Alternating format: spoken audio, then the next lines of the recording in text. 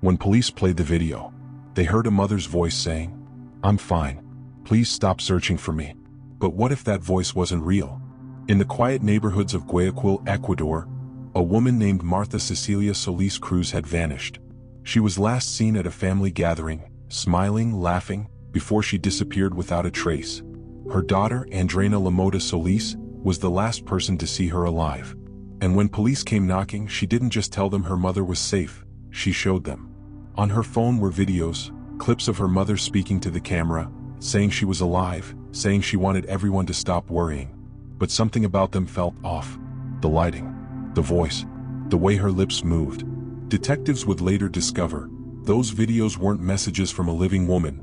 They were digital forgeries generated by artificial intelligence. Behind that synthetic smile was something far darker. Because inside the home they once shared, police would soon uncover a scene that no machine could ever disguise. This is the story of a daughter's deception, a mother's final moments, and how technology became the mask for murder. Do you think technology can truly fool justice? Comment below, because what you're about to hear is a case that pushed that question to the extreme. Before her name made headlines, before investigators stepped into her home in latex gloves and cold silence, Martha Cecilia Solis Cruz was simply a mother, a woman living an ordinary life in Guayaquil, Ecuador. She was 49 years old, kind, soft-spoken, and deeply rooted in her faith. Those who knew Martha said she was the kind of woman who greeted her neighbors with a warm smile and always had something cooking on the stove. She worked hard, lived modestly, and found joy in the little things: her garden, her small kitchen, and her only daughter, Andreina. The two shared a home in the south of Guayaquil. It wasn't grand, but it was theirs, a small two-story house with sun-faded walls and the scent of detergent always hanging in the air. Martha's days followed a rhythm of quiet devotion, cleaning, cooking, and calling family members to check in. She was a familiar face in her neighborhood, someone who'd stop to chat on her way to the market, someone who never forgot a birthday. But beneath that calm surface, those close to them whispered of tension between mother and daughter. Andreina Lamota Solis, 32, was intelligent, ambitious, and fiercely independent. She'd studied, worked on creative projects, and was known to spend long hours online. Some said she had a temper, others said she was misunderstood. What everyone agreed on, though, was this: Martha loved her daughter unconditionally, even when they didn't see eye to eye. Their relationship was complicated. They argued, sometimes loudly, but they always found their way back to each other. To the outside world, they were inseparable, two women trying to make the best of life's challenges. No one could have imagined the storm brewing quietly inside that small house. On the night of October 5, 2025, the Solis family gathered together. It was a warm evening, filled with laughter, conversation, and music. Martha arrived smiling, greeting relatives, talking about plans for the week ahead. Witnesses later said she looked happy, tired maybe, but at peace. No one at that dinner table knew it would be the last time they would ever see her alive. When the night ended, Martha returned home with her daughter. The next morning, the sun rose over Guayaquil as it always did, but Martha was nowhere to be found. Her phone went silent. Her door stayed closed. And the woman whose laughter had filled her family's home the night before seemed to have vanished into thin air. What happened after that night? Not even her closest friends could have imagined. October 6, 2025. The day began like any other in Guayaquil: humid air, the sound of buses rolling past narrow streets, neighbors greeting one another before work. But inside one small home, something was wrong.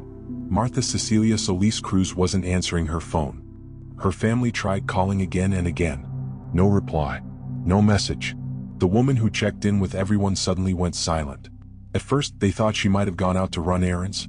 Maybe she needed time alone. But as the hours turned into a full day, the silence began to feel heavy. Too heavy. By evening, concern turned into fear. Martha's relatives decided to contact authorities. On October 6th, the Guayas prosecutor's office officially received a missing person report, noting that she had last been seen at a family gathering just the night before. Detectives arrived at the house she shared with her daughter, Andreina Lamota Solis. They expected to find signs of a struggle, or at least some trace of where Martha had gone. Instead, they found Andreina, calm, collected, and oddly composed. She welcomed the officers in, offered them water, answered their questions politely. She told them her mother was fine, that she had simply gone away for a while. Her calmness struck some as reassuring. But to seasoned investigators, it felt rehearsed. There was no sign of panic, no sign of grief.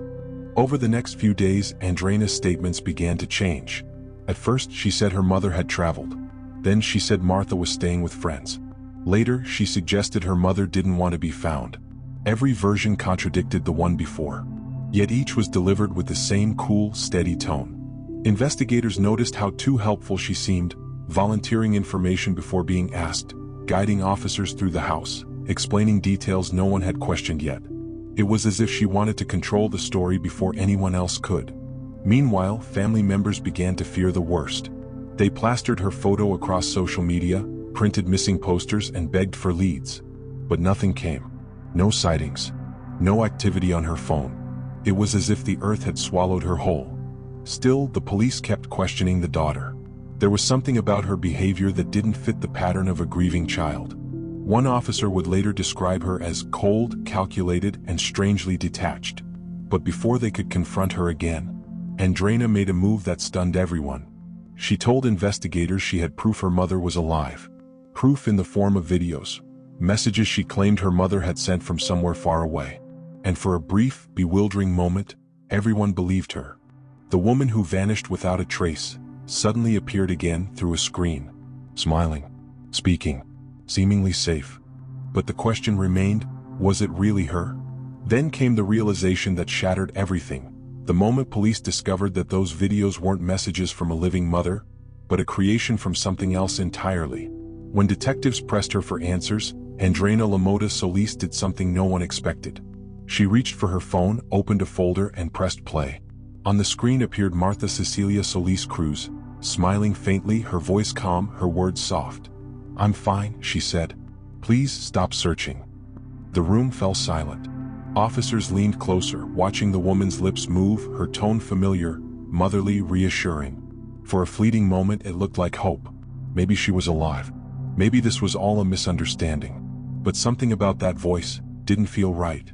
Investigators noticed subtle inconsistencies, unnatural pauses between words, a strange stillness in her facial expressions. The video lacked the warmth of life. It felt assembled. So they sent the footage for forensic analysis. Experts examined every frame, every sound wave. What they found was chilling. The woman speaking in that video wasn't truly speaking at all. Her words were synthesized, created using artificial intelligence. According to the National Directorate of Crimes Against Life and Violent Deaths, the videos had been generated using deepfake tools, software capable of mimicking voices and faces with terrifying accuracy. Colonel Gallo Munoz, who led the investigation, later confirmed the videos were not real. They were created to deceive. That revelation changed everything. The story of a missing woman had just turned into a psychological labyrinth, one where technology became a weapon. Andreina had tried to convince the world that her mother was alive, using her mother's digital ghost. Detectives began to retrace her steps, digging through her phone, her computer, her browsing history. What they found painted a portrait of someone disturbingly meticulous. She had studied facial manipulation software, voice synthesis tools, and even timing patterns used in AI-generated speech. Every fake video she showed them had been crafted to buy her more time to hide the truth. Investigators now understood, this wasn't grief, this was control. Andreina wasn't reacting to her mother's disappearance, she was directing it. She wanted to manipulate perception, twist reality itself, and convince even trained detectives that her mother was out there somewhere, alive and well. And for a moment it worked. Friends, relatives, even some officers hesitated. Because when you see a familiar face speak, when you hear a familiar voice say, "I'm fine," your heart wants to believe it. But beneath that illusion, something darker was taking shape. Andreina wasn't just hiding behind a lie, she was building one pixel by pixel, line by line, until no one could tell what was real anymore. The videos were only the beginning, because as investigators would soon learn, that wasn't her only disguise. The illusion might have fooled the cameras, but not for long. As detectives dissected the timeline of events, one strange detail stood out. A room rental made the same week Martha vanished. It was a small house on the edge of Guayaquil, booked for one night only, paid in cash, no luggage, no trace. When police tracked down the owner, their story raised eyebrows. The tenant, they said, was a middle-aged woman, quiet, well-dressed, She introduced herself as Martha Cecilia Solis Cruz. She didn't speak much, just smiled politely and asked for privacy. But what the landlord didn't know was that the woman standing at their door wasn't Martha at all. According to Colonel Gallo Munoz, investigators discovered that the room had been rented by Andreina Lamota Solis herself. The same daughter who had reported her mother missing had walked into that house disguised as her. She wore her mother's clothes, the same floral blouse, the same sandals. Witnesses recalled she even mimicked her mother's walk, slightly hunched, deliberate, gentle. Her hair was dyed darker, pulled back the way Martha always wore it when she worked around the house. To the outside world, it would have looked like an ordinary woman coming home from a long day. But beneath the wig and makeup was a 32-year-old daughter, performing a role no one could have imagined. Colonel Munoz later explained, "She rented the room to mislead us. She didn't want to be caught on hotel cameras. She knew that gas stations and motels have surveillance systems. So she chose a private residence, a place where she could play her part and leave no trace." Investigators would later confirm that Andreina entered the house dressed as her mother, but when she left the next morning, she was back to being herself. The disguise was gone. The wig, the makeup, the illusion. It was as if she had shed one identity to reclaim another. A silent transformation in the dark, the kind that speaks louder than words. The purpose of this strange act became clear only later. She had tried to create a false trail, a ghost sighting, proof that Martha was still alive, seen by witnesses, walking freely in Guayaquil. In the eyes of investigators, this was no longer a case of confusion or grief. It was a calculated performance. Every move, every disguise, every AI-generated video was part of a larger deception crafted by someone who believed she could outsmart everyone, even the law. The evidence was tightening around her, but Andreina stayed calm, unnervingly calm.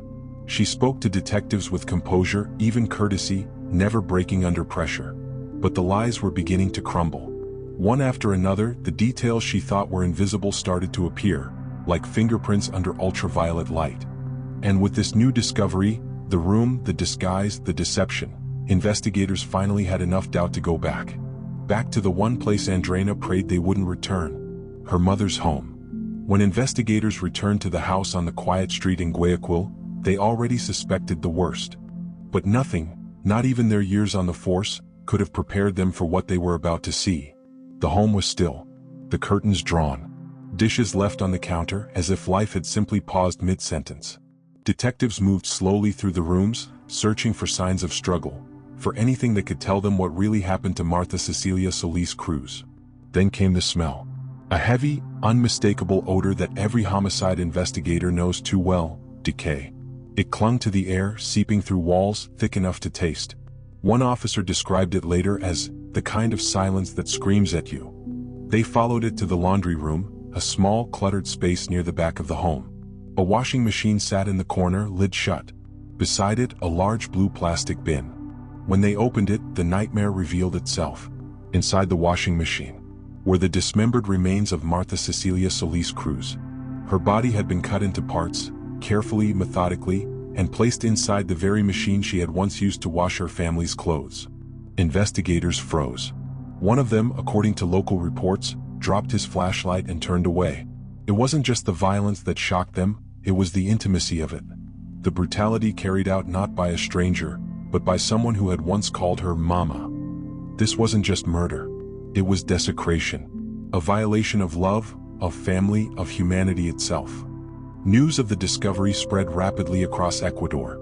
The story of a daughter who used artificial intelligence to fake her mother's life, and then hid her remains inside their home, sent shockwaves across the country. From Guayas to Quito, people spoke of it in disbelief.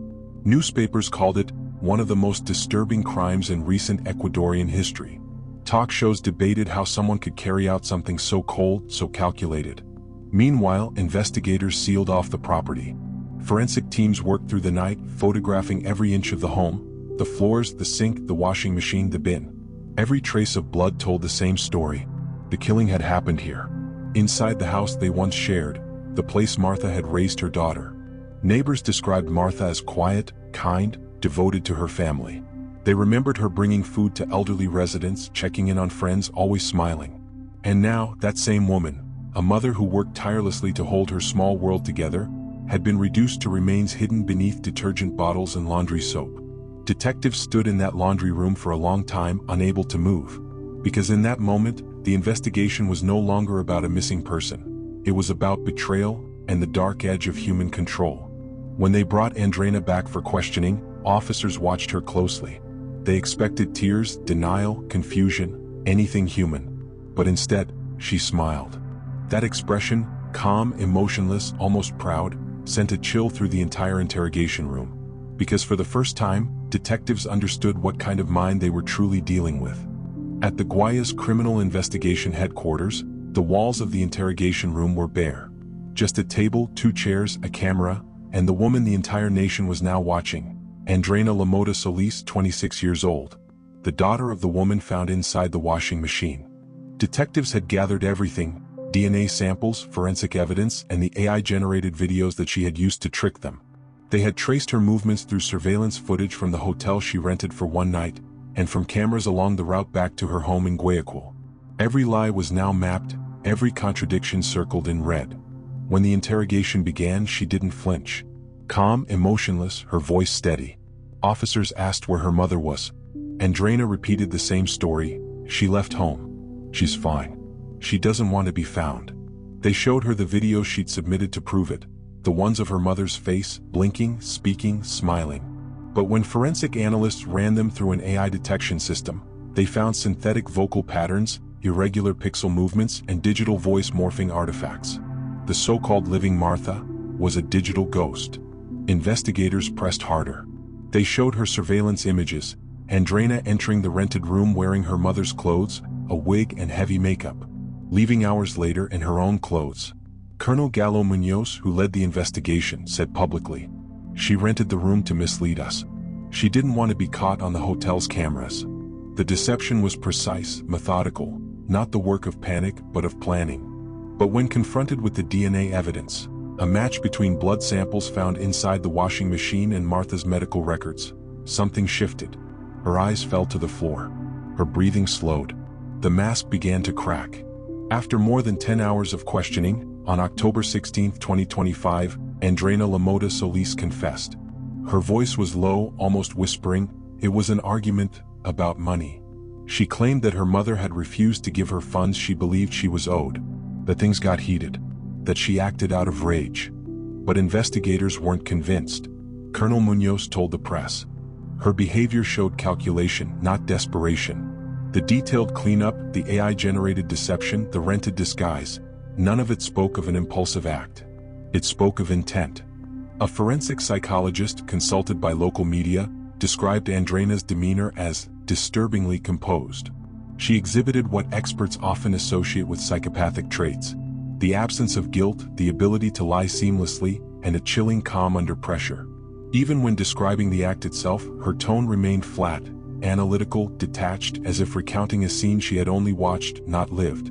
At one point during her confession, investigators asked if she understood what she had done, if she realized she had taken the life of her own mother. Andrena looked up, smiled faintly, and said, "She wouldn't have let me live my life."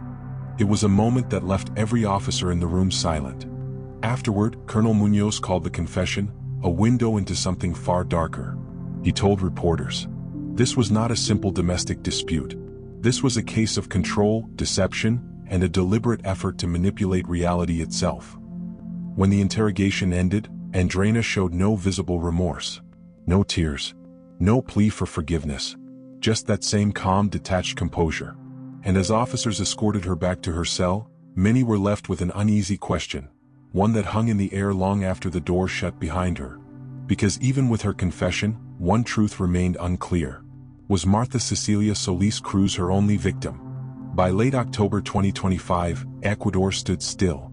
The name Andrena Lamota Solis had become a haunting reminder of what technology and human darkness could do when they met in the same story. What began as a missing person case in Guayaquil had now become a landmark in criminal investigation, a murder not only of the body, but of truth itself. The Guayas prosecutor's office formally charged Andrena with murder and desecration of a corpse, crimes that carry some of the heaviest penalties under Ecuadorian criminal law. Prosecutors detailed the full timeline, from the disappearance of Martha Cecilia Solis Cruz, to the creation of AI-generated videos, to the moment investigators discovered her remains hidden in a washing machine and a plastic container inside the home they once shared.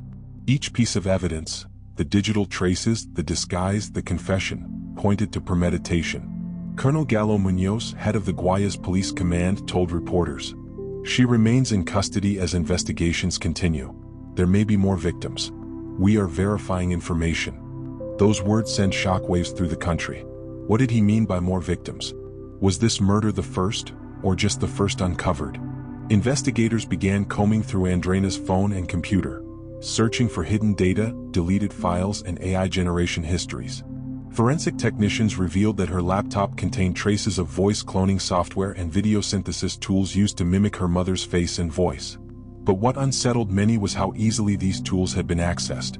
No specialized training, no underground network, just free software, downloaded from the internet within minutes. Legal experts across Ecuador began raising alarms. "This case," said one technology law professor from the University of Guayaquil, "isn't only about murder. It's about the manipulation of identity itself." Lawmakers in Quito called for urgent reforms, proposals to regulate deepfake creation, criminalize digital impersonation, and protect victims of AI-driven deception. For the first time, Ecuador's justice system was forced to confront the reality of AI misuse in violent crime. But outside the courtroom, the country was already passing judgment. On social media, thousands of Ecuadorians filled comment sections and live news threads. Some expressed fury, disbelief that a daughter could commit such an act. Others mourned the deeper loss, that Martha's voice, once loving and real, had been turned into a weapon of deceit. A mother silenced by her own child, one newspaper headline read, "and her voice used to cover up the crime." Journalists revisited Martha's story, describing her as a kind, modest woman, the type who baked for her neighbors, who kept her door open for family gatherings. To those who knew her, she was gentle, protective, and devoted, a woman who lived for her daughter. But in the public imagination, her voice became something more, a haunting symbol of how love, trust, and technology collided in the worst way possible. The trial is expected to test not only the limits of criminal law but the ethical boundaries of the digital world. Prosecutors plan to present AI reconstruction evidence, digital forensics, and psychological evaluations of Andreina's behavior. If convicted, she faces up to 34 years in prison, the maximum sentence for aggravated homicide and desecration under Ecuadorian law. Meanwhile, her defense insists that the act was driven by emotional distress and financial pressure. They claim she didn't intend to kill, only to silence a fight that spiraled out of control. But the court of public opinion has already decided. For many Ecuadorians, there is no justification for turning technology, or motherhood, into tools of manipulation. The case of Martha and Andreina has now become a warning to the world, a chilling reminder that in the digital age truth can be fabricated, and the dead can be made to speak. And perhaps the most painful irony of all is that the last voice the world heard from Martha Cecilia Solis Cruz wasn't hers at all. To understand what drove Andreina Lamota Solis, investigators turned not to another crime scene, but to her mind. Forensic psychologists in Ecuador describe her as a woman of high intelligence, emotionally detached with a powerful need for control. She was calm in the face of confrontation, cold when confronted with horror. Even during interrogation, when shown the AI videos, the disguise, the remains of her mother, her pulse barely changed. One psychologist called it a perfect storm of narcissism and technological opportunism. Andreina didn't just want to erase her crime. She wanted to control the narrative, to decide what investigators, neighbors, and even family believed. And with artificial intelligence at her fingertips, she found the ultimate tool of deception. Those fake videos weren't improvised. They were engineered. Investigators later confirmed that Andreina used voice cloning and video synthesis software, the same kind now freely available online. With just a few recordings of her mother's voice, she generated a new one, identical in tone, pace, and emotion. A mother who was gone, now whispering reassurance from beyond the grave. Psychologists analyzing her case described this not as panic, but precision. A calculated response designed to extend her illusion of innocence, to buy time, confuse the police, and preserve control. Colonel Gallo Munoz told reporters, "She has psychopathic traits, coldness, calculation, and manipulation. And every piece of evidence supports that diagnosis." In a world where truth once depended on what we could see and hear, Andreina showed how fragile that truth has become. Experts across Latin America now refer to her case as one of the first AI-assisted cover-up murders, a crime where the weapon wasn't just a physical object, but a digital illusion. Forensic investigators warn that cases like this will multiply.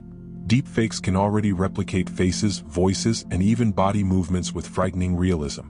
Detecting them now requires algorithmic forensics, software trained to spot inconsistencies invisible to the human eye. But as technology advances, so does deception. Andreina's crime, as horrific as it was, opened a new chapter in criminal psychology and digital ethics. It forced Ecuador, and the world, to ask difficult questions. When truth itself can be fabricated, what happens to justice? And when a murderer can make the dead speak, what happens to closure?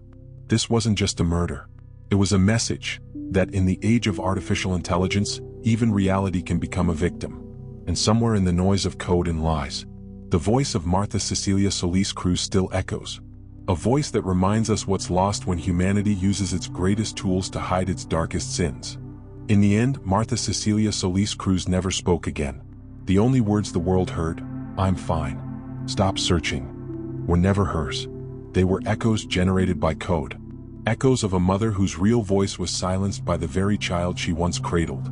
Martha Cecilia's story reminds us, truth can be twisted, replicated, even digitized. But no algorithm can hide guilt forever. Because beneath the noise of data, beneath every fabricated smile and every synthetic word, there's always something real that technology can't erase: human intent. Today, her home in Guayaquil, Ecuador stands quiet. Neighbors still leave flowers by the gate. They remember Martha as a woman who loved her family, who worked hard, who trusted deeply, maybe too deeply. And they speak of Andreina, not just as a killer but as a sign of what's coming. A generation growing up with machines powerful enough to mimic emotion and cold enough to manipulate it. This case is no longer just about a daughter and her mother. It's about the fragile boundary between truth and illusion, between the human heart and the artificial mind. The tools Andreina used, deepfake software, voice synthesis, AI avatars, are now available to anyone with an internet connection. The danger isn't the technology itself. It's what happens when it falls into the hands of someone who believes empathy is optional. Ecuador is still recovering from the shock. The prosecutors continue to sift through data, searching for hidden files, deleted messages, digital traces that might explain why. But perhaps that answer isn't in the code. It's in the human need for control, the hunger to rewrite reality even at the cost of a life. As her trial looms, the world watches, not just for justice but for understanding. How could a daughter use the voice of her own mother as a weapon? What drives a person to replace remorse with replication? Maybe the real tragedy isn't just what happened to Martha Cecilia, but what it says about all of us. That we live in a time when truth can be programmed, and even love can be imitated. So, I'll leave you with this question. What do you think truly motivated Andreina Lamota Solis? Was it greed? Hatred? Or something deeper? A fractured mind chasing control in a digital age? Drop your thoughts in the comments. And if this story moved you, share it. Because the world needs to see how easily technology can blur the line between innocence and evil. In the echoes of the machine, Martha's story will live on. A reminder that truth, no matter how deeply buried, always finds a voice. Subscribe for more true stories that reveal the darkest corners of the human mind.